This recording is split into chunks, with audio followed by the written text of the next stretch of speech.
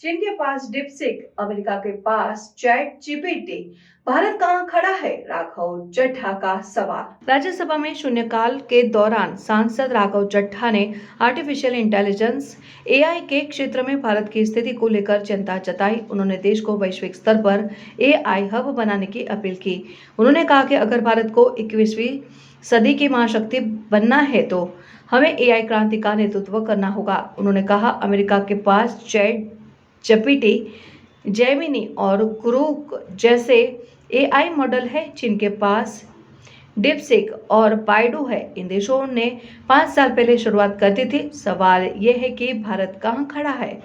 राघव चड्ढा ने बताया कि 2010 से 2022 के बीच दुनिया में जितने एआई पेटेंट फाइल हुए, जिनमें से 60% अमेरिका ने, 20% चीन ने और सिर्फ 0.5% भारत ने किया। उन्होंने कहा कि भारत के पास सबसे अधिक टैलेंट है, सबसे मेहनती लोग हैं। दुनिया की 15% एआई वर्कफोर्स भारत से है और हम तीसरे नंबर पर है एआई स्किल पेनिट्रेशन में। इसके बावजूद भारत की एआई मिशन की वैल्यू सिर्फ $1 बिलियन है, जबकि अमेरिका का $500 बिलियन और चीन का $137 बिलियन है। राघव चड्ढा की शानदार भाषण सुनिए। माननीय Shri Raghav Chadha ji, need to tap India's potential in the field of artificial intelligence. Sir, आज मैं जिस विषय पर बात करने के लिए खड़ा हुआ हूं वो आज से भारत से कहीं ज्यादा आने वाले कल के भारत के लिए आवश्यक जरूरी है। मैं बात कर रहा हूं आर्टिफिशियल इंटेलिजेंस की। इस एआई की क्रांति के युग में सर, जहां अमेरिका के पास अपना chat GPT, Gemini, Anthropic, Grok जैसे इंडिजीनियस मॉडल्स हैं, वहीं चाइना ने डीपसीक जैसा सबसे ज्यादा क्षमता वाला और सबसे कम लागत से बना एआई मॉडल तैयार कर लिया है। लेकिन इस एआई के युग में सर भारत कहां है? क्या भारत इस युग में पिछड़ता जा रहा है? क्या भारत अपना जनरेटिव एआई मॉडल नहीं बना पाएगा? वर्ष 2010 से लेकर 2022 के बीच में दुनिया में जितने एआई पेटेंट्स रजिस्टर हुए उसका 60% हिस्सा यूएस ने हासिल किया और 20% चाइना ने। दुनिया की 5वीं सबसे बड़ी अर्थव्यवस्था भारत ने मात्र आधा प्रतिशत ही हासिल किया। सर, यह बात तो सत्य है कि यूएस और चाइना के पास एआई में एक हेड स्टार्ट है 4-5 साल का, लेकिन वो इसलिए है क्योंकि उन्होंने अपने रिसर्च में, एकेडमिया में और एआई डेवलपमेंट में निवेश किया।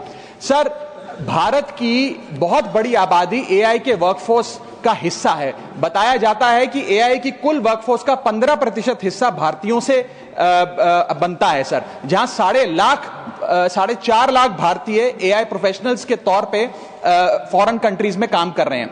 Sir, India ranks 3rd in highest penetration of AI skills. इसका मतलब यह है सर कि भारत के पास प्रतिभा भी है, मेहनती लोग भी हैं, ब्रेन पावर भी है, डिजिटल इकोनॉमी भी है और 90 करोड़ से ज्यादा इंटरनेट यूजर्स भी हैं। लेकिन फिर भी कहीं ना कहीं आज भारत एआई का कंज्यूमर बन गया है, एआई का प्रोड्यूसर नहीं बन पा रहा।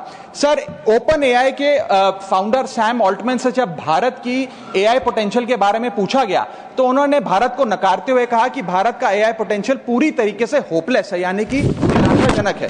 आज समय आ गया है सर कि हम उन्हें जवाब दें और भारत इस एआई के युग में एआई प्रोड्यूसर बने, ना कि एआई कंज्यूमर। इसके लिए सर कई कदम उठाने होंगे। सबसे पहले हमें इंडिजीनियस एआई चिप्स बनाने होंगे, इंडिजीनियस चिप मैन्युफैक्चरिंग भारत में इजाद करनी होगी। इसी के साथ साथ सर हमें एक डेडिकेटेड एआई इंफ्रा फंड तैयार करना होगा, एआई रिसर्च ग्रांट्स देने होंगे, एआई टैक्स ब्रेक्स देने होंगे और टैलेंट माइग्रेशन रोकना होगा ताकि भारत का टॉप टियर एआई टैलेंट और देशों में जाकर काम ना करे बल्कि भारत में काम करे।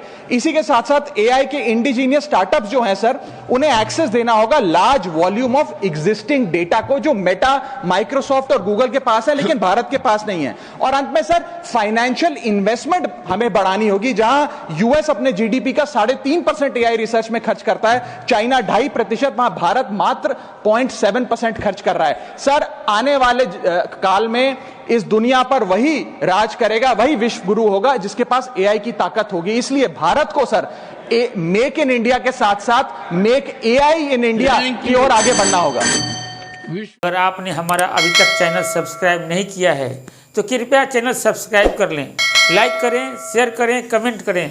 तो मिलते हैं फिर किसी और खबरों के साथ। नमस्कार।